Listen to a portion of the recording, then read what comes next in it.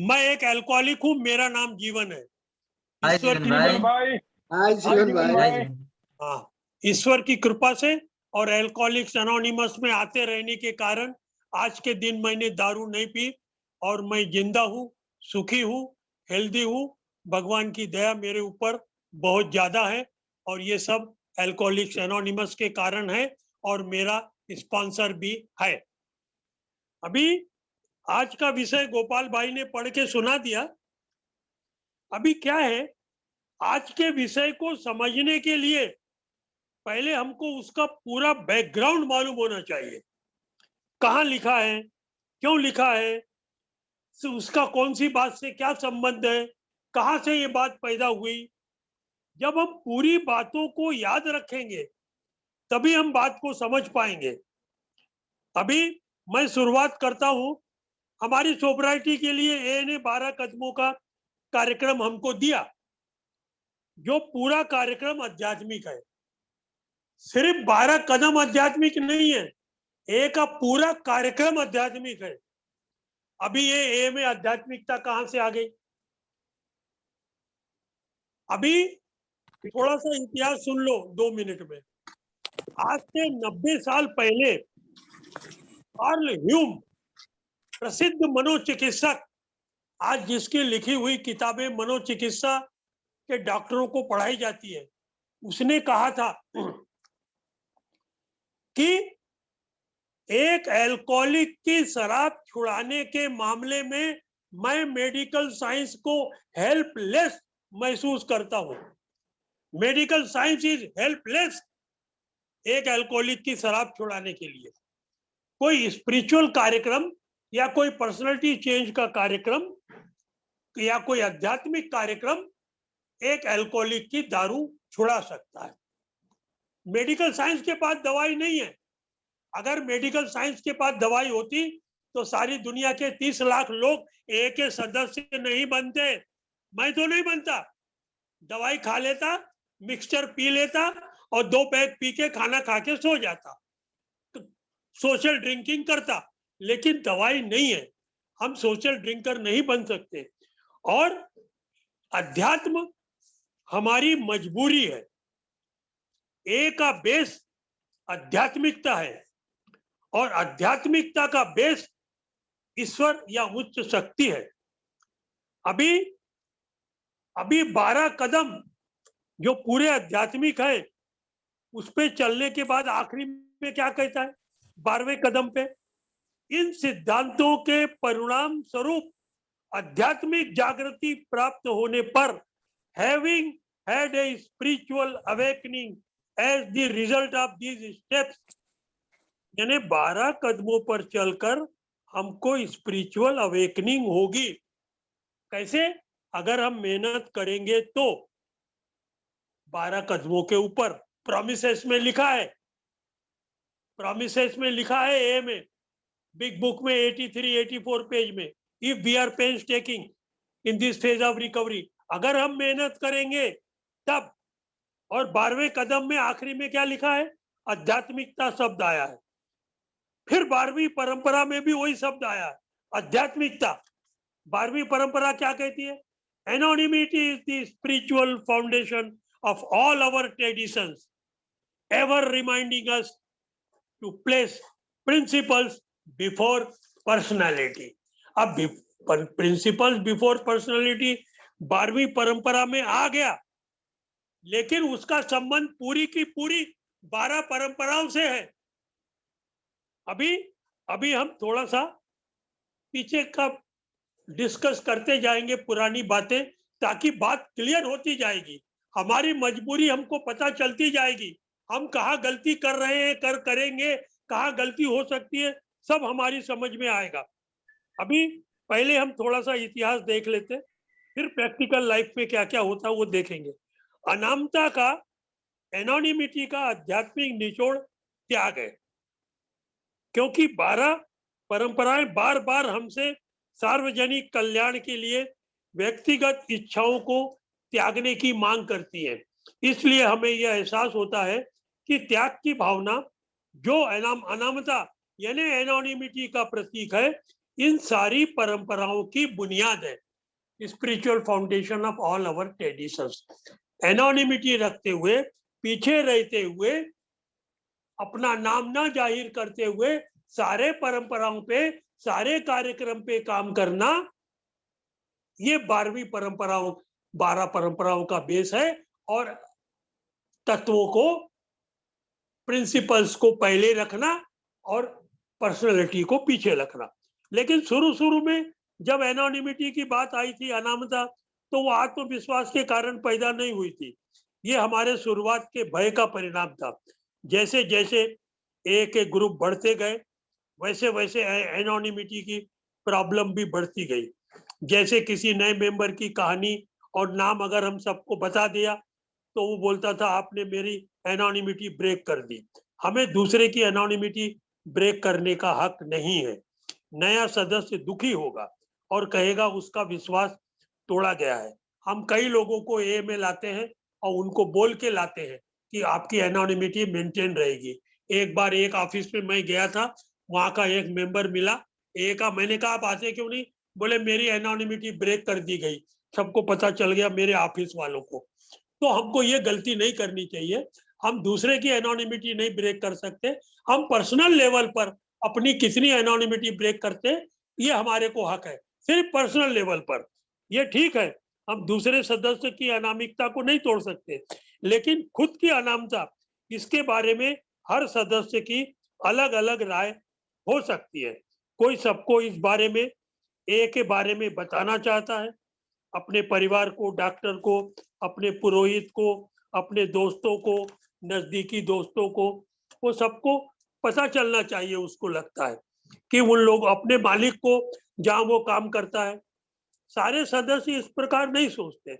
कुछ सदस्य सोचते हैं, वो ज्यादा लोगों को नहीं बताना चाहते, इसलिए कुछ लोग नहीं बताते।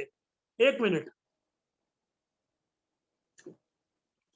गोपाल भाई, मैं बीच बीच में पानी पीता हूँ, तो 1 मिनट का ब्रेक रहता है मेरा, है। जी। हाँ।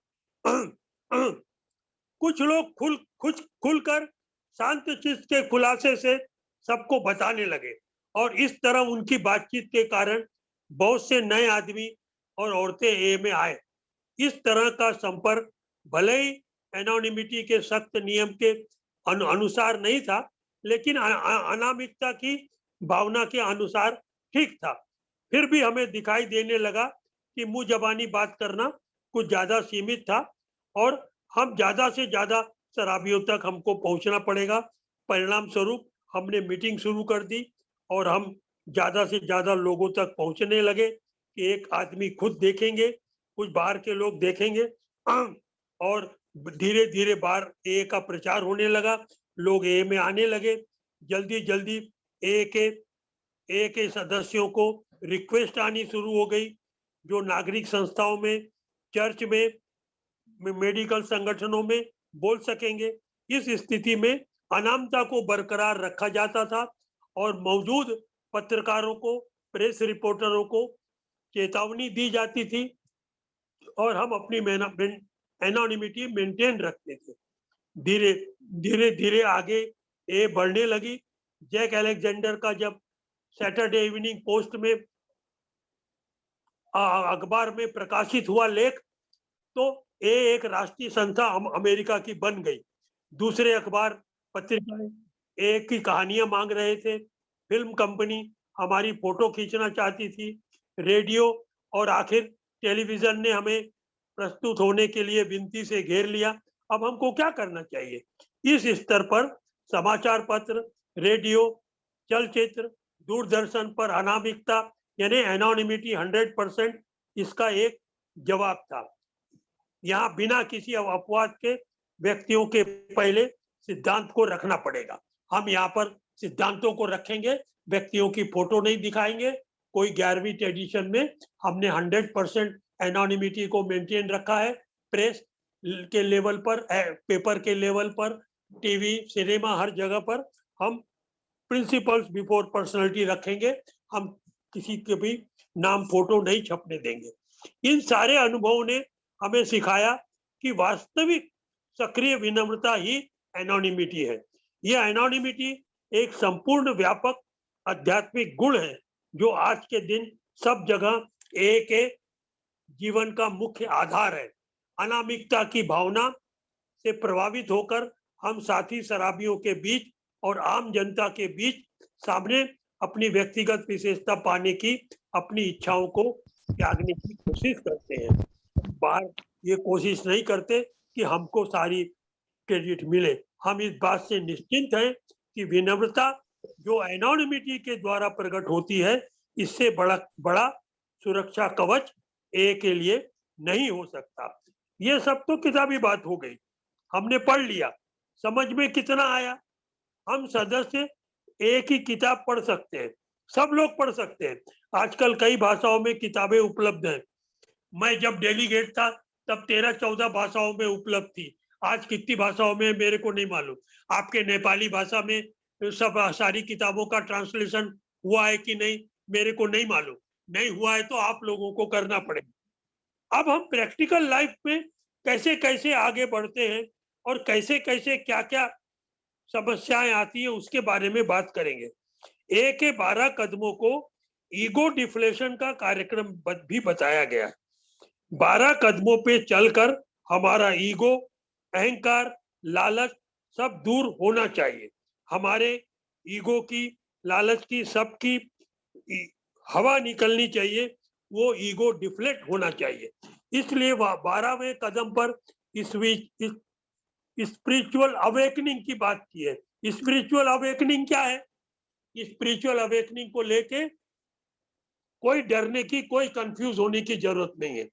पहले कदम पे हमने शराब से हार मान लिया, दूसरे कदम पे हमने उच्च शक्ति से प्रार्थना करके शराब से दूरी मांगी, हम आगे बढ़ रहे हैं आध्यात्मिकता की तरफ। तीसरे कदम पे हमने ईश्वर पे विश्वास करना सीखा, ईश्वर की इच्छा को स्वीकार करना सीखा। चौथे 5वें कदम पे हमने अपनी इन्वेंटरी लेना सीखा, दूसरे के साथ बैठ के डिस्कस करना सीखा, अपनी गलतियों को मानना सीखा। 6वें 7वें कदम पे हमने अपने चरित्र के दोषों को निकालने के लिए भगवान से प्रार्थना की। 8वें 9वें कदम पे हमने या तो माफी मांगी या लोगों को माफ किया। 10वें कदम पे रिपीटेशन है, हम रोज ये सब करेंगे, ऑन द स्पॉट इन्वेंटरी लेंगे, डेली इन्वेंटरी लेंगे। 11वें कदम पे हम प्रार्थना करेंगे, भगवान से मदद मांगेंगे। 12वें कदम पे हम लोगों को मैसेज देंगे और जिंदगी के हर क्षेत्र में इस 12 कदमों को यूज करेंगे। ये आध्यात्मिक जागृति है कि हम एक प्रिंसिपल्स का फायदा जिंदगी के हर क्षेत्र में उठाएंगे। हम सुधरना चाहते हैं, हम इंसान बनना चाहते हैं, हम एक नागरिक बनना चाहते हैं। हम एक अच्छा नागरिक कौन होता है?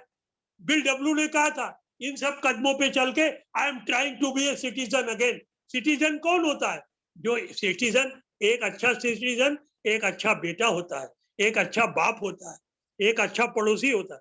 मैं थोड़ा सा पानी पीता हूँ।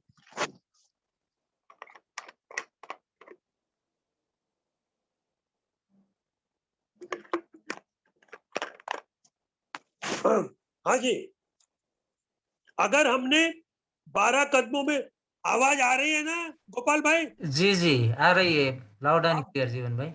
जब मैं बोलता हूँ पानी पी लेता हूँ तो आप बोला करो हाँ पी लो, तो मैं समझूंगा आप सुन रहे हैं।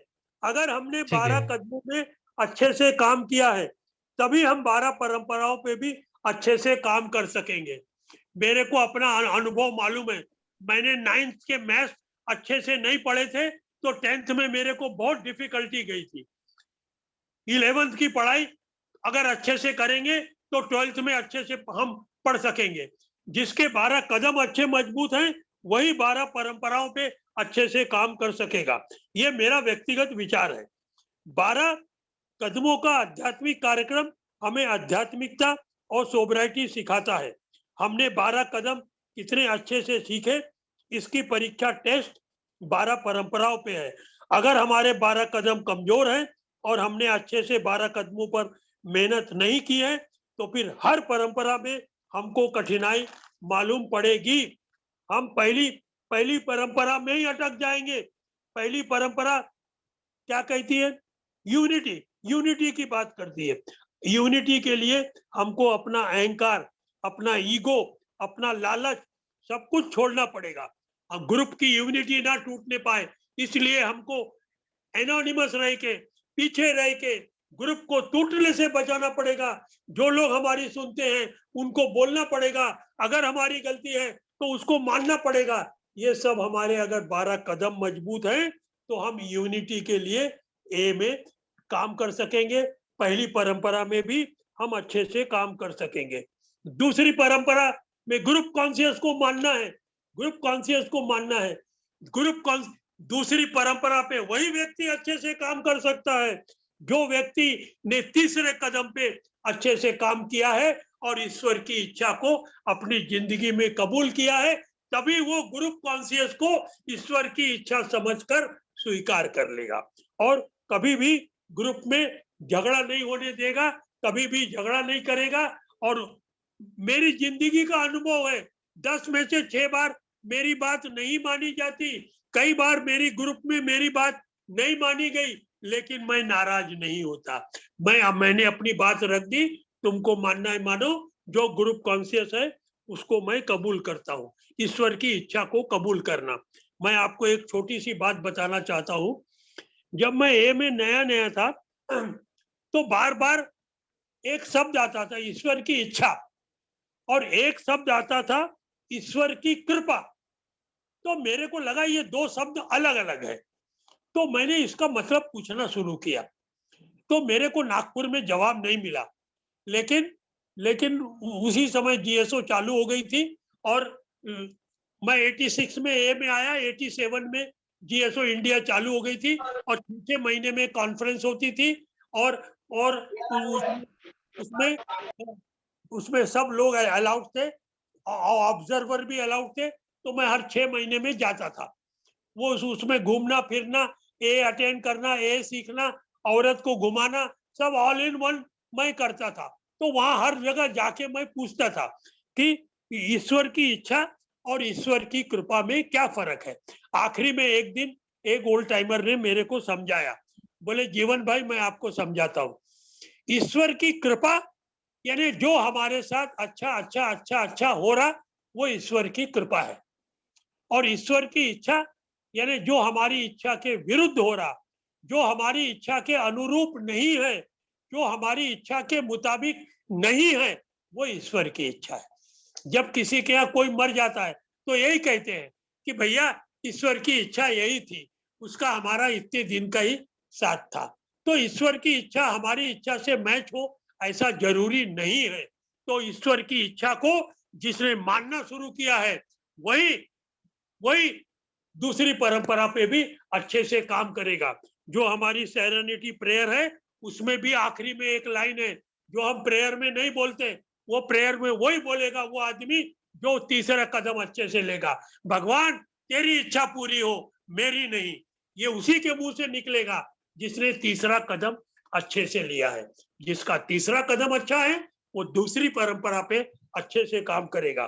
7वीं परंपरा पे भी अगर ग्रुप को पैसे की जरूरत है तो हम पीछे रह के एनोनिमस रह के ग्रुप की मदद कर सकते हैं। जहां जहां एक मेहनत की जरूरत है, मैन पावर की जरूरत है, पैसे की जरूरत है, वहां पर पीछे रहकर एनोनिमस रह के ग्रुप की मदद करना, ये सारी बातें ये हम सब उसी वक्त कर पाएंगे जब हमारे 12 कदम बहुत अच्छे से मजबूत है। तब हम 12 परंपराओं पे हर जगह 12 परंपराओं पे काम करते वक्त हर जगह सिद्धांतों को आगे रखना पड़ेगा, तत्वों को आगे रखना पड़ेगा और अपनी पर्सनैलिटी को पीछे रखना पड़ेगा। ये वही कर पाएगा जिसने 12 कदम अच्छे से लिया है। हमें अपनी पर्सनैलिटी को उभरने नहीं देना पड़ेगा। ये तभी संभव है जब हम 12 परंपराओं पे और 12 कदमों पे अच्छे से काम करेंगे।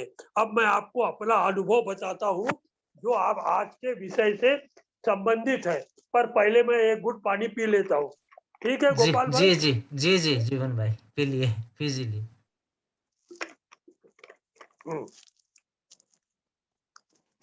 मैं ए में नया था और धीरे धीरे मैं ए में स्पीकर करके एस्टेब्लिश हो गया, ग्रुप में, फिर और ग्रुप में, फिर एनिवर्सरीज में, फिर पीआई मीटिंग में, फिर इंडस्ट्रीज में, हर जगह पब्लिक अवेयरनेस मीटिंग में।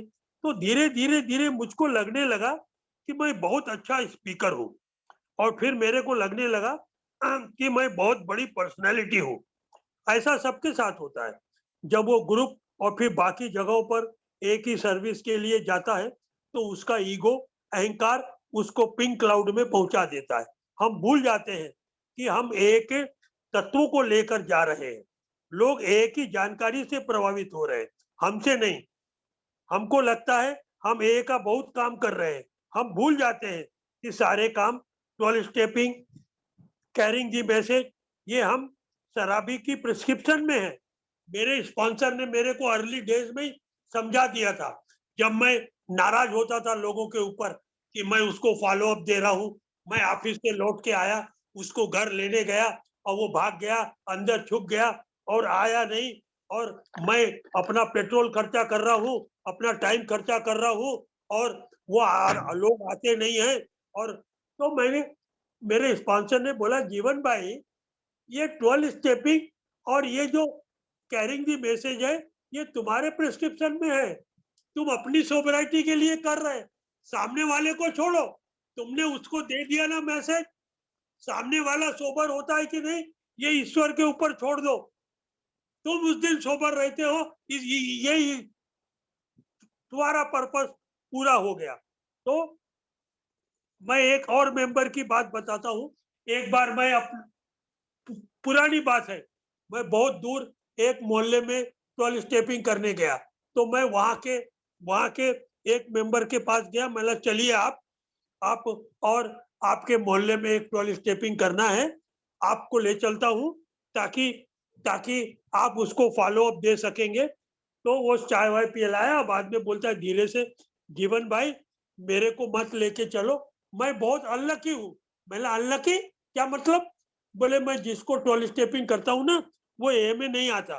मैंने, ए में अगर कोई आएगा तभी तुम उसको सक्सेस समझते हो क्या? उसी को सक्सेस रेट समझते हो? ए में सक्सेस रेट, ए कहती है every 12 stepping is a successful 12 stepping. हम सोबर रहे कि नहीं रहे, सामने वाला सोबर रहता है, इसलिए every 12 stepping is a successful 12 stepping. That way the result is 100%। इसलिए तेरे को फिक्र करने की जरूरत नहीं है, तो चुपचाप चल हमारे साथ। हमारे जैसे शराबियों को इस प्रकार से गलतफहमी होती रहती है कि उसने 12 स्टेपिंग किया तो ज्यादा लोग सोबर हो गए, हमने 12 स्टेपिंग किया तो नहीं हो पाए। एक का अनुभव कहता है, ये कोई होशियारी वाली बात नहीं है, ये सिर्फ इत्तेफाक की बात है। कुछ लोगों को 12 स्टेपिंग करने गया कोई, वो लोग शराब से हार मानकर लो बॉटम अल्कोहलिक थे और सुधरने के लिए तैयार बैठे थे और मौका खोज रहे थे और कैसे शराब भी बंद की जाए। इसके विपरीत कुछ लोगों ने अपना बॉटम हिट नहीं किया था और वो लोग और एक्सपेरिमेंट करना चाहते थे और ए में नहीं आए। वैसे भी ए का सक्सेस रेट शुरुआत में 50% है, इसलिए किसी को सक्सेस रेट को लेकर परेशान नहीं होना चाहिए। हम अपनी सोबराइटी के लिए ए का काम कर रहे हैं, ये सब हमारे सोबर रहने के लिए जरूरी है। हम जो भी ए में कर रहे हैं वो अपनी सोबराइटी के लिए कर रहे हैं। हम ये सब भूलकर पिंक क्लाउड में चले जाते हैं कि हम बहुत बड़े ए के कार्यकर्ता और बहुत बड़ी पर्सनालिटी है। इस विषय में मैं अपना खुद का एक और अनुभव बताना चाहता हूँ। नागपुर की बात है, शुरू में जब मैं बहुत ए पढ़ रहा था, बहुत ए के काम कर रहा था, उस समय नागपुर में एक डॉक्टर थे, उनका नाम था डॉक्टर महेश ज्ञानचंदानी। वो एक मेडिकल कॉलेज में पढ़ाते भी थे। मैं उनको कई बार ए में भी ला चुका हूँ। वो ए में भी आकर पढ़ाते थे, बोलते थे, एक ही अपनी मेडिकल साइंस की किताब लेके आते थे और उन्होंने एक बार पढ़ के बताया था कि ए की मेडिकल साइंस की किताब में ए का सक्सेस रेट 30% लिखा है, लेकिन वो बोलते थे मैं नहीं मानता, मैं आप लोगों की बात मानता हूँ, सक्सेस रेट इज 50%। तो वो ए के बहुत बड़े फैन थे। एक मेडिकल कॉलेज में पढ़ाते थे, दूसरे मेडिकल कॉलेज, दूसरे बड़े हॉस्पिटल में काम करते थे और वो ए की बहुत इज्जत करते थे और ए में आके कई बार शेयरिंग कर चुके थे। मेरी उनसे बहुत अच्छी पहचान थी और इत्तेफाक की बात है कि वो मेरे घर के पास भी रहते थे। जब भी दोनों हॉस्पिटल में या उनके प्राइवेट क्लिनिक में कोई अल्कोहलिक आता था तो वो मुझे बताते थे, फोन करते थे। कई बार वो मेरे घर भी आते थे कि जीवन भाई हॉस्पिटल में एक अल्कोहलिक एडमिट है, उसको जल्दी 12 स्टेपिंग कर दीजिए, वो डिस्चार्ज मांग रहा है, तो आप जल्दी उसको ये करो, मैं उसको रोक के रखा हूँ। उनके कारण कई लोग ए में आए। अभी क्या होता था, मैं जब भी कभी उनके हॉस्पिटल में, उनके चेंबर में, उनकी प्राइवेट क्लिनिक में जाता था, तो मैं अपने नाम की चिट भेजता था और मेरी चिट पढ़ के वो सबसे पहले मुझको मिलने के लिए बुलाते थे। और जब भी मैं उनके चेंबर में जाता था, तो वो फौरन उठ के खड़े हो जाते थे और मेरा स्वागत करते थे। और जब मैं बैठ जाता था, तब वो बैठते थे। मुझे बहुत अच्छा लगता था कि ए में मैं कितनी बड़ी पर्सनैलिटी हूँ, मेरी कितनी इज्जत है। इतना बड़ा डॉक्टर, इतना बड़ा professor, head of the department of medicine मेरे को देखकर खड़ा हो जाता है और मेरा गौरव, मेरा अभिमान, मेरा ईगो मुझे महसूस होने लगा। और अंदर ही अंदर मेरी अपनी भावना को मैंने छुपा कर रखा और मैं नागपुर में दूसरे तरीके से लोगों को बताने लगा कि देखो महेंद्र ज्ञानचंदानी कितना अच्छा डॉक्टर है और वो कितनी एक ही मदद करता है। मैं जाता हूँ तो उठ के खड़ा हो जाता है और मेरे को पहले ही बुलाता है। मैं जाके उसको बोलता हूँ, उनके डॉक्टर उनके हॉस्पिटल में 12 स्टेपिंग करने जाता हूँ, तो फौरन मेरे को बुलाता है, फौरन लेके मेरे साथ साथ पेशेंट के कमरे तक जाता है, सब डॉक्टरों को बोलता है ए वाले हैं। मैं तो और इनडायरेक्टली अंदर ही अंदर मैं लोगों को बताना चाहता था कि मैं ए में कितनी बड़ी पर्सनालिटी हूँ। नागपुर ए में मेरे एक हम उम्र दोस्त थे। आज मैं 35 साल सोबर हूँ, वो 34 साल सोबर है और अभी भी है, वो पूना में चले गए। हालांकि वो मेरे से 1 साल जूनियर थे, मगर पढ़ाई वो मेरे से ज्यादा करते थे। मेरे से ज्यादा लोगों से उनके कांटेक्ट थे। हम दोनों एक दूसरे की बहुत इज्जत करते थे। In fact we used to sponsor each other. उनको सारी बातें पता चली, धीरे धीरे उनको पता चला जीवन क्या क्या बोलता रहता है सब लोगों को। एक दिन मैं उनके यहाँ गया और उनके सामने यही कहानी दोहराई। मुझे नहीं मालूम था कि वो मौका ही खोज रहे थे। उन्होंने फौरन मुझे टोका, जीवन भाई आप ये क्या बार बार सबको बताते रहते हो कि डॉक्टर ज्ञानचंदानी कितने अच्छे आदमी है। मेरी चिट देखकर सबसे पहले मुझको बुलाते हैं, मुझे देखकर खड़े हो जाते हैं, मेरी बहुत इज्जत करते हैं। जीवन भाई ख्याल रखना, वो तुम्हारे को देखकर खड़ा नहीं होता, वो तुम्हारी चिट देखकर खड़ा नहीं होता। चिट में जो लिखा होता है जीवन भाई ए मेंबर, वो डॉक्टर ए को देखकर खड़ा होता है, वो ए की इज्जत करता है। आप ए मेंबर हो इसलिए खड़ा हो जाता है, वो इज्जत आपकी नहीं ए की करता है। और जो वो इज्जत आपको मिल रही है वो ए की इज्जत है, वो इज्जत ए को देना चाहता है और आपको लगता है कि वो आपके लिए खड़ा होता है।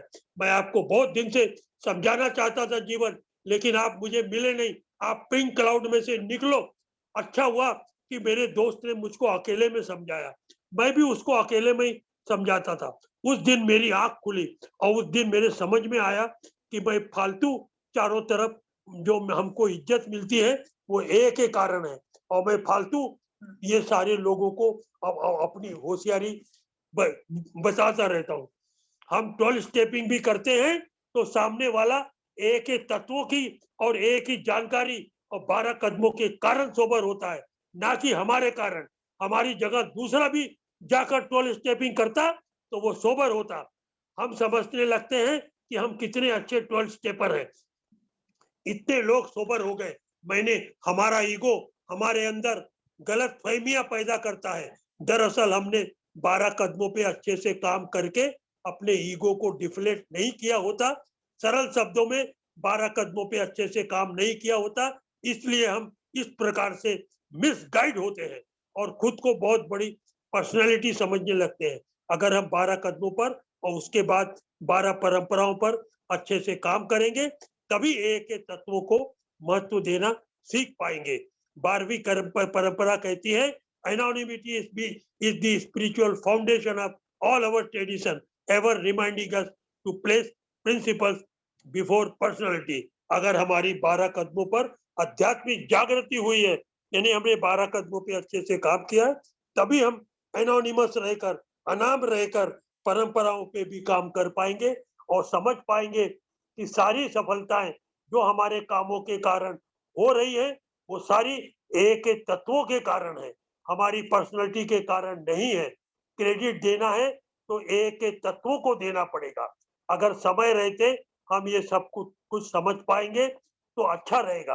अगर हमारी आंख खुल जाती है तो हमारी इज्जत बची रहेगी, नहीं तो फिर ग्रुप और ग्रुप कॉन्शियस हमको समझाएगा कि आप कोई बड़ी पर्सनैलिटी नहीं है, आप सिर्फ एक शराबी है। और जिस दिन ग्रुप हमको समझाएगा उस दिन हमारे को बहुत बुरा लगेगा। मैं नागपुर का एक एग्जांपल देता हूँ। उस समय जब मैं नया आया था तो हमारे एक ग्रुप के चेयरमैन थे, वो खुद को बहुत बड़ी पर्सनैलिटी समझते थे, नहीं भी थे तो खुद को समझते थे। और हम लोग जहाँ कहीं भी मिलने जाते थे, जैसे रेलवे ऑफिस में, स्टेट ट्रांसपोर्ट के ऑफिस में, पुलिस कमिश्नर के ऑफिस में, हर जगह वो खुद ही बात करते थे। और कई बार अगर अंदर चेंबर में जाना है तो वो हम लोगों को बाहर खड़ा करके अपने एक आध चम्मच को लेकर अंदर चले जाते थे और हर जगह अपना पर्सनल फोन नंबर अकेले का देकर आते थे। हालांकि बाद में नागपुर में इंटर ग्रुप खुल गया था, मगर वो इंटर ग्रुप का कांटेक्ट नंबर नहीं देते थे। धीरे धीरे हम लोगों ने बोलना शुरू किया कि आप खाली एक अपना फोन नंबर देते हो जिससे सिर्फ आपको ही फोन आता है, सारा डिटेल सिर्फ आपके पास ही रहता है। कभी अगर आप अपना फोन, आपका फोन आउट ऑफ ऑर्डर रहेगा तब क्या होगा? और इंटर ग्रुप का नंबर आप क्यों नहीं देते? तो उसका कहना था कोई जरूरी नहीं है, हम pi meeting, public awareness meeting करके उनको बता सकते हैं, खाली उनके रिकॉर्ड के लिए जरूरी है। हम लोगों ने कहा ऐसा तो मजबूरी में और अर्जेंसी में ही किया जाता है। तो बोलते थे कोई जरूरी नहीं है, हम भी तो ए का काम कर रहे हैं। दरअसल वो लाइमलाइट में रहना चाहते थे और यही चाहते थे कि ए के नाम पर सिर्फ उनको ही लोग पहुंचाने और वो ए की बड़ी पर्सनैलिटी के रूप में जाने जाएं।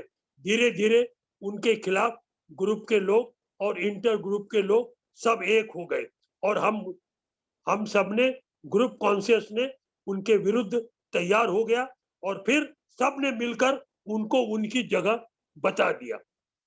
तो हम सबको 12 कदमों पर अच्छे से काम करके अपने ईगो, अहंकार, लालच, सब चीजों को कंट्रोल करना चाहिए। तत्वों को पीछे रखकर अपनी पर्सनैलिटी को आगे रखने का काम टू स्टेपर ही कर सकता है। जो सिर्फ टू स्टेपर कौन होता है? एक ही किताब में लिखा हुआ है। मैं 1 मिनट, एक घुट पानी पीता हूँ। जी, जी, पीजिए।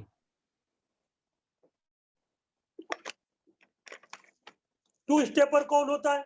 कि जिसने पहला कदम लिया और सीधे जंप मारा 12वें कदम पे।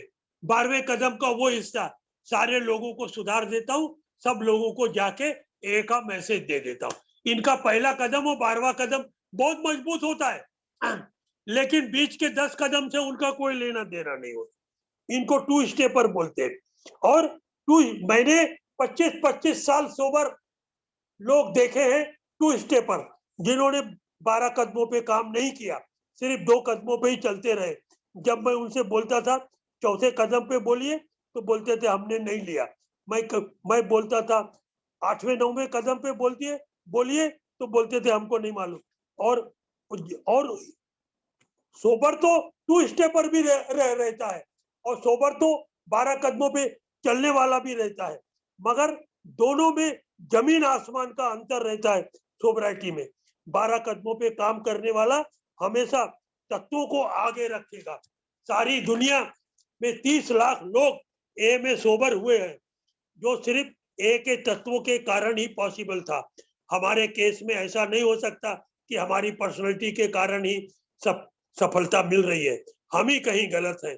हमें बार बार अपनी इन्वेंट्री लेते रहना चाहिए और अपने अंदर की लालच और ईगो को कंट्रोल करते रहना चाहिए और हमें तत्वों को महत्व देते रहना पड़ेगा। हमें अपना खुद का एग्जाम्पल लेना चाहिए और हम खुद ए में तत्वों के कारण सोबर हुए, ताकि ना कि की पर्सनालिटी के कारण सोबर हुए। हमारे पुराने सदस्यों का और जानकार सदस्यों का फर्ज है कि नए लोगों को ये सारी बातें समझाएं। अभी तक चर्चा में सिर्फ 24 तत्वों का जिक्र मैंने किया, 12 कदम और 12 परंपराएं। ए में 12 तत्व और हैं, उसको 12 कंसेप्ट कहते हैं, 12 धारणाएं, जिसकी चर्चा हिंदुस्तान में भी कम होती है और सारी दुनिया में भी कम होती है। मैं आपको बताता हूँ, इसको बोलते हैं 12 कंसेप्ट, 12 धारणाएं, जो कि 12 धारणाएं 12 परंपराओं पे इसका बेस है। सेवा के लिए, सर्विस के लिए इसका बहुत बहुत जानकारी बहुत आवश्यक है। ए के ट्रायंगल में भी इसका इनडायरेक्टली वर्णन है। फिर उसमें ए के ट्रायंगल में एक नीचे जो बेस है वो रिकवरी का है, 12 कदम। एक साइड में है यूनिटी, 12 परंपराएं, और एक साइड में है सर्विस, 12 कंसेप्ट। तो इस तरह टोटल 36 तत्व है, 36 तत्व। एक बार मैं गुजरात गया था, वहां के ट्रस्टी से मुलाकात हुई जो वर्ल्ड कन्वेंशन में कनाडा गए थे और वहां का अनुभव सुना रहे थे। मैंने उनसे बाद में पूछा, सर वर्ल्ड कन्वेंशन में 12 कंसेप्ट के ऊपर चर्चा हुई थी? तो उन्होंने कहा नहीं। मुझे बड़ी तसल्ली हुई कि सारी दुनिया के में एक जैसी है। आज के विषय के मुताबिक हमको याद रखना चाहिए कि 36 तत्व हैं और हमको याद रखना है कि अपने व्यक्तित्व को हमेशा पीछे रखना है। और दुनिया के 180 से 200 देशों में 30 लाख सदस्य हैं। इस बात का सबूत है कि एक के तत्व सारी दुनिया में समान रूप से कार्यरत है। आज कोई भी नया सदस्य किसी पर्सनालिटी से प्रभावित नहीं होता है, वो सिर्फ ए के तत्वों से प्रभावित होकर ए में आता है और सोबर होता है। मेरे ख्याल से अब मुझे रुक जाना चाहिए। Thank you very much Gopal भाई, मैंने काफी समय ले लिया। Thank you.